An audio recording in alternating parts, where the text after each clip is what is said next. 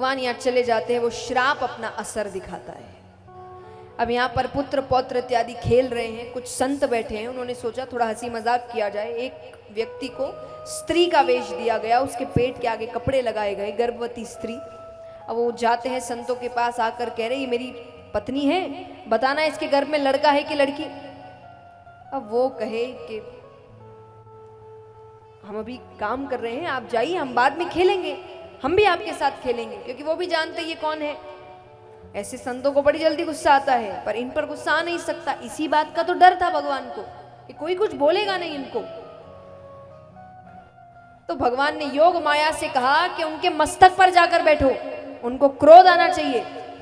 ऋषियों को क्रोध आता है, क्रोध में आकर उन्होंने कहा जिस गर्भवती स्त्री का वेश बनाया है ना, उसी गर्भ की जगह एक लोहे का मूसल निकलेगा जो तुम्हारे पूरे वंश को खत्म करेगा। बच्चे डर गए, पेड़ के पीछे जाते हैं, कपड़े हटाते हैं, तो सच में जहां गर्भ की जगह कपड़े लगाए थे वहां एक लोहे का मूसल निकलता है। उग्रसेन जी के पास गए तो वो एक बड़े पत्थर पर उसको घिस रहे हैं। नदी के पास एक बड़ा सा पत्थर है, घिसते घिसते इतना सा टुकड़ा बच गया। अब उनको लग रहा है इतने से क्या हो जाएगा, उसको नदी में फेंक दिया, उसको एक मछली निगल जाती है। अब यहां पर भगवान का भी जाने का समय है, भगवान सबसे मिलकर जा रहे हैं।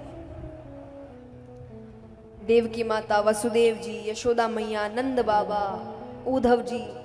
देव की माता ने कहा अभी तक मैं तुम्हारे लिए जीवित थी, अब तुम नहीं तो मेरे 6 बच्चे वापस करो। जिनको कंस ने मारा था, भगवान 6 बच्चे वापस लेकर आते हैं। सबसे भगवान मिलके अब जाने लग रहे हैं। यहाँ पर पुत्र पौत्र इत्यादि के साथ क्या हुआ, सब मदिरापान करते हैं, अब एक दूसरे से लड़ रहे हैं। भगवान को तो सबको खत्म करना है, अब कारण बना के सब ने एक दूसरे को मारते मारते सबको खत्म कर दिया। बलदाऊ भैया भी उसमें बीच में आते हैं, सब खत्म। बचा कौन? श्री कृष्ण, उनको भी जाना है अब। तो भगवान यहाँ पर एक पेड़ के नीचे लेटे हुए हैं, पेड़ की पत्तियां पूर्ण रूप से उनको ढक कर रखी है। सामने से एक शिकारी जा रहा है।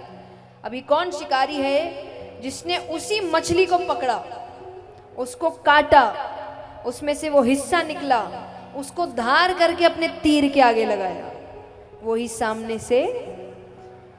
अब भगवान के पैरों की मणि चमक रही है, उसको लगा पत्तियों के पीछे हिरन है, आंख चमक रही होगी, उसने वो ही तीर निकाला।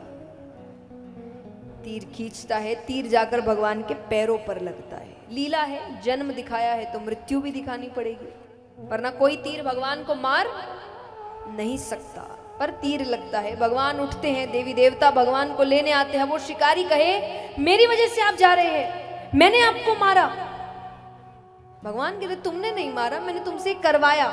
क्यों करवाया? बोले राम अवतार में मैंने तुम पे पीछे से वार किया था, तुम बड़े क्रोधित हुए थे। कौन? बाली। भगवान ने पीछे से वार किया था तो बहुत क्रोधित हुआ था। भगवान कहते इस अवतार में तुमने पीछे से वार कर दिया, हो गया हिसाब बराबर। मैं किसी का उपकार ऊपर लेकर, मैंने तुमको मारा, तुमने मुझे मार दिया, हिसाब बराबर।